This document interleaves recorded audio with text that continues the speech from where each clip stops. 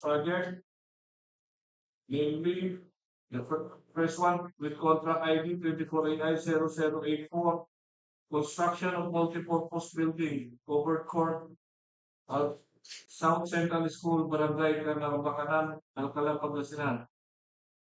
Second project with contract ID 24AI0085, construction of multipurpose building, covered court at Barangay Calmay, Laoac, Pangasinan. Third project with contract ID 24AI0086, construction of multipurpose facility, Barangay Sumabnit, Binalonan, Pangasinan. The fourth project with contract ID 24AI0087, construction of multipurpose building, covered court at San Pedro Elementary School, Barangay San Pedro Alcala, Pangasinan. The fifth and last project, with contract ID 24AI0088, construction of multipurpose building at Barangay Tabuyoc, Binalonan, Pangasinan. This private conference is being conducted to give the prospective bidders a chance to clarify other issues relating to the contract and the project. At this juncture, may I call on the head of the DWG, Engineer Reynald Barrera, to please discuss the eligibility, technical, and financial requirements of the contract review. Thank you, sir. We will now discuss the eligibility, technical, and financial requirements of the contract to be bid. Documents to be submitted by the bidders. Bid submission will be done manually or electronically / online. However, bidders should only select one mode of submission, either manual or electronic. Similar to manual submission, the guidelines for the preparation and submission of an electronic bid are contained in BDS ITB Clause 21 as per DEO 87 series of 2020. Electronic submission and receipt of bids for the procurement of civil works contracts.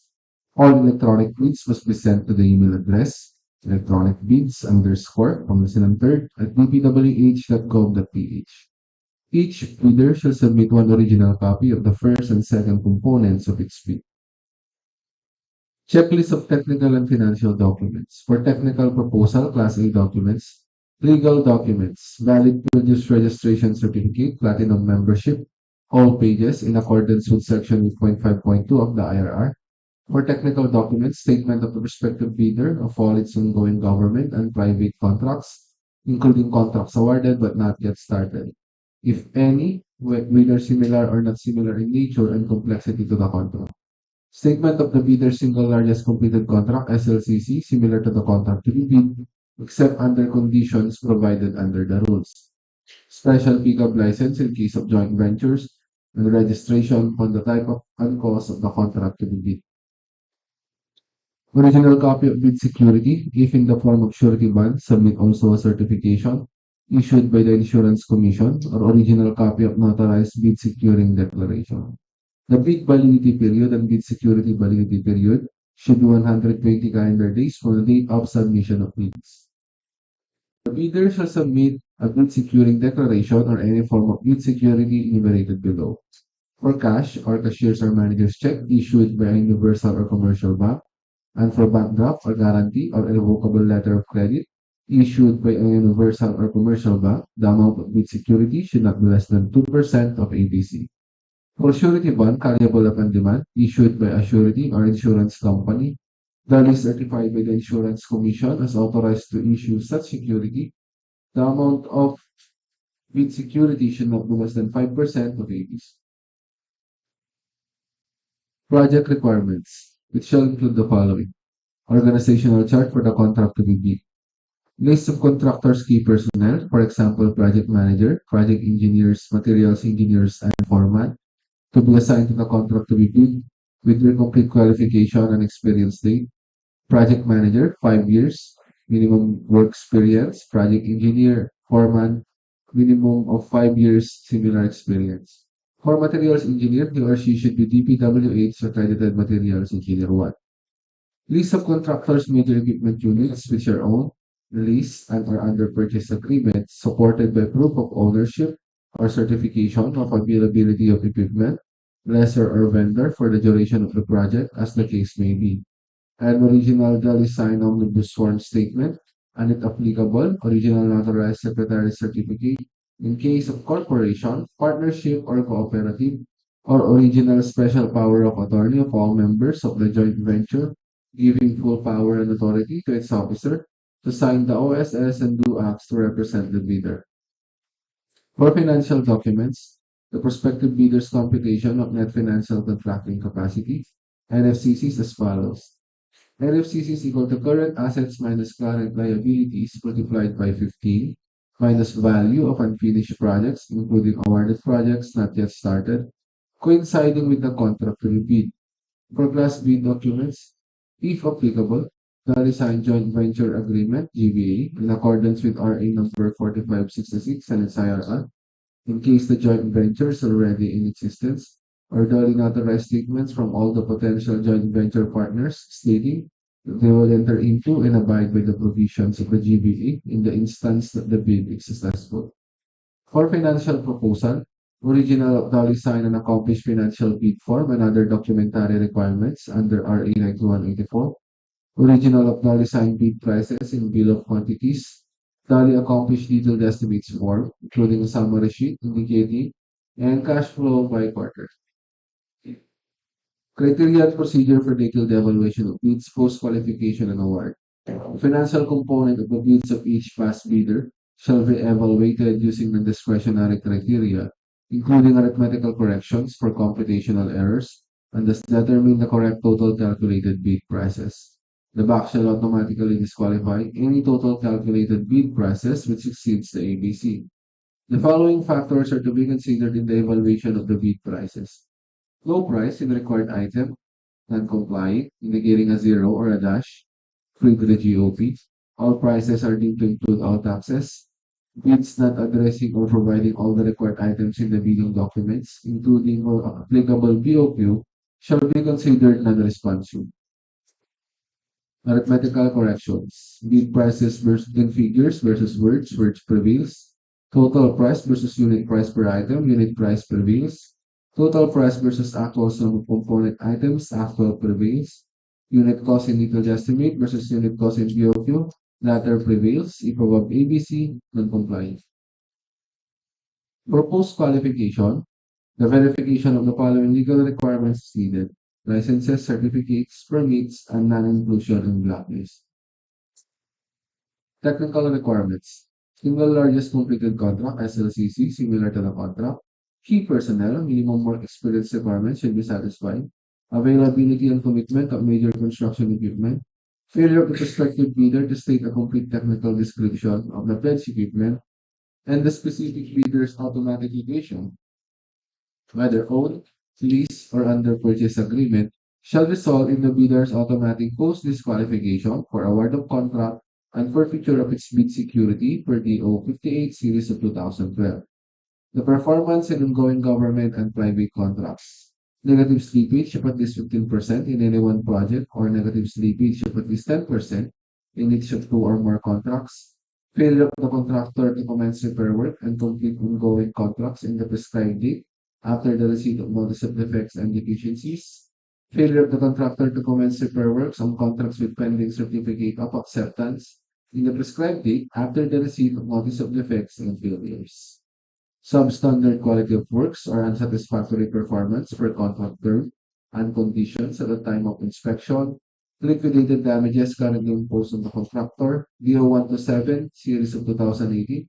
Strict application of RA 9294 in the conduct of the post-qualification of bidders with delayed ongoing contracts with the DPWH. Authenticity and correctness of bid security. More financial requirements, audited financial statements, especially current assets and liabilities, up-to-date value of all outstanding or uncompleted works under ongoing and awarded contracts, updated NFCC versus ADC. Notes on the personnel and equipment requirements of the project. If a proposed key technical personnel is an employee of the bidder and working on another project at the same time of the bidding, the bidder shall submit a certification that first, the personnel will be pulled out from the ongoing project once the bidder is awarded the contract, and second, He or she will be replaced with another person with equal or better qualifications as certified by the head of the implementing office. The bidder may propose a key technical personnel who is not its employee, provided that the said personnel is required to submit a certification that he or she will work for the bidder if it is awarded the contract under bidding. This certification shall be included in the first envelope of the sealed bid. Also to be verified during post-qualification is the set of equipment pledged by the bidder. The bidder should specify in the submitted bid the location of the equipment where they can be inspected. If any equipment is not in a specified location, then the bidder shall be post disqualified. Contract of award. The contract shall be awarded to the bidder whose bid has been determined to be the lowest calculated and responsive bid as a result of the detailed evaluation and post-qualification conducted. The successful bidder shall be notified through the issuance of the notice of award within the bid validity period and must be confirmed by the successful bidder in writing within 10 days upon receipt thereof in accordance with Section 37.2.2 of the 2016 revised IRR of RA 9184. Common reasons for rejection of bids and eligibility and post-disqualification of bid. Failure to submit original copy of surety bond certified by the Insurance Commission, indicating the name of the project, the procuring entity, and name of contractor, shorter bid validity and bid validity period, overlapping of pledged equipment and committed key technical personnel, and failure to indicate the validity of bid in the bid form. Late submission of bid, failure to submit supporting documents, certification of availability of equipment, negative slippage in ongoing project, negative 15% or more in each of 2 or more projects, unsatisfactory CPAS rating, incomplete pages, either for technical and financial bid documents, authority of the signatory to sign on behalf of the bidder, single proprietor, signatory should be the owner and proprietor only, corporation or cooperative should be board secretary certificate and board resolution, for joint venture resolution or agreement, and for partnership as indicated in the articles of partnership. That's it. Thank you, Engineer Pereira. To further illustrate or discuss the technical aspect for the first 3 projects, I call on Engineer Julian Dina to discuss. For the first project, contract ID of 24AI0084, contract name, construction of multipurpose building, covered court, at South Central School, Barangay, Canarvacanan, Alcala, Pangasinan. Scope of work or item description, construction of multipurpose building, covered court, 20 meters by 30 meters, 5 span at 6 meters, with floor area of 600 square meters, 0.2 meter elevation from MGL, steel column painted with building permit, column pedestal, plastered painted finish, pre-painted metal sheet as cladding at front and 2 side with frame, with gutter, downspout, and catch basin, basketball board with ring 2 sets, without ceiling, reflective insulation, gutter and downspout, complete electrical works. With the approved budget for the contract of 7,425,000 and a contract duration of 145 calendar days. For the second project with the contract ID of 24AI0085, contract name, construction of multipurpose building, covered court, at Barangay, Calmay, Laoac, Pangasinan. Scope of work or item description, construction of multipurpose building, covered court, 20 meters by 30 meters, 5 span at 6 meters with floor area of 600 square meters, 0.2 meters elevation from NGL, with PWD ramp and railings, steel column painted with building permit, column pedestal, plastered painted finish, pre-painted metal sheet as cladding at front and 2 side with frame, with gutter, downspout, and catch basin, basketball board with ring, 2 sets, without ceiling, reflective insulation, gutter and downspout, complete electrical works. Comfort room, 3 meters by 4.5 meters, 0.2 meters from NGL, painted plaster finish, and glaze tiles at 2 CR only. Glaze tiles at CR with a height of 1.2 meters and sink, complete plumbing and electrical works. Bleachers at both sides, length 30 meters, painted plastered finish with railings, tiles, and seats. With the approved budget for the contract of 7,425,000 and a contract duration of 145 calendar days. For the third project, with a contract ID of 24AI0086, contract name, construction of multipurpose building, facility, Barangay Sumabnit, Binalonan, Pangasinan. Scope of work or item description, construction of multi-purpose building, covered court, 20 meters by 30 meters, pipe span at 6 meters with floor area of 600 square meters, 0.2 meters elevation from NGL, with PWD ramp and railings, steel column painted with building permit, column pedestal, plastered painted finish, pre-painted metal sheet as cladding at front and two side with frame, with gutter, downspout, and catch basin, basketball board with drain 2 sets. Without ceiling, reflective insulation, gutter, and downspout. Complete electrical works. Comfort room, 3 meters by 4.5 meters, 0.2 meters from NGL, painted plastered finish, and glazed tiles at 2 CR only. Glazed tiles at CR, height 1.2 meters and sink. Complete plumbing and electrical works. Bleachers at both sides, length 30 meters, painted plastered finish with railings, tiles, and seats. With the approved budget for the contract, 6,930,000 and a contract duration of 145 calendar days. Thank you, Engineer Medina, for the bonus projects that we have adopted. For the fourth entry projects, 24AI0087, construction of multi-purpose building, covered court, San Pedro Ili, elementary school, San Pedro Ili, Alcala, Pangasinan.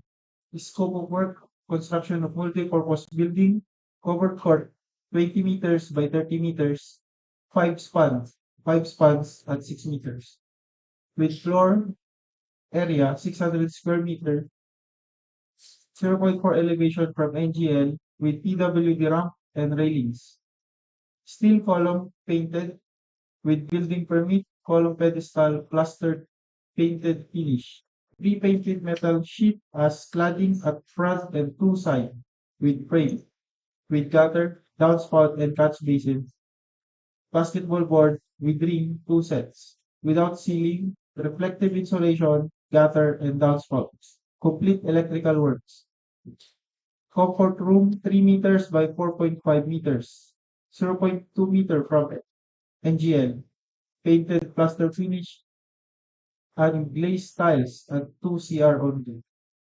Glazed tiles at CR, height 1.2 meter and C. Complete plumbing and electrical works. Bleachers at both sides with a length of 30 meters. Painted plastered finish with railings, tiles and seals. Approved budget for the contract, 7,425,000 pesos. With a contract duration of 145 calendar days. For the last project, 24AI0088. Construction of multi-purpose building, Barangay Tabuyoc, Binalonan, Pangasinan. Scope of work, construction of multi-purpose building. Covered court 20 meters by 30 meters. 5 spans at 6 meters. With floor area 600 square meter, 0.4 meter elevation from NGL. With PWD ramp and railings, steel column painted. With building permit, column pedestal plastered, painted finish, repainted metal sheet as cladding at front and two sides. With frame, with gutter, downspout, and catch basin. Basketball board with ring, 2 sets, complete electrical works, including construction of comfort room, 3 meters and 4.5 meters by 4.5 meters. 0.2 meter from NGL, painted plaster finish, and glazed tiles at 2 CR only. Glazed tiles at CR, height 1.2 meter and C. Complete plumbing and electrical works, bleachers at both sides. With a length of 30 meters, painted plaster finish with railings, tiles, and seats.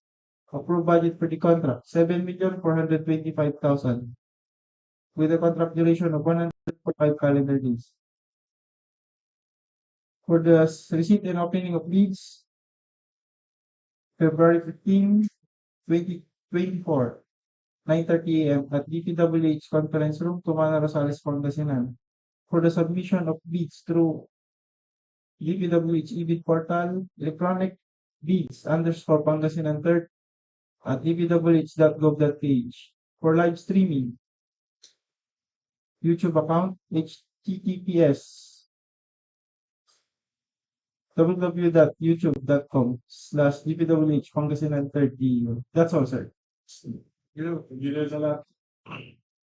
So further details with prospective leaders can get a copy of the minutes of this TV conference upon written request not later than 5 days.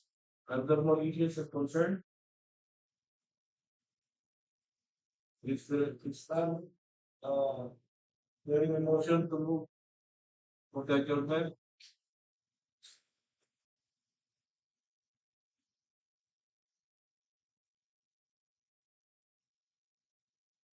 Here's the motion by Engineer Alfredo Hamandre, duly seconded by Engineer Miguel Tarata.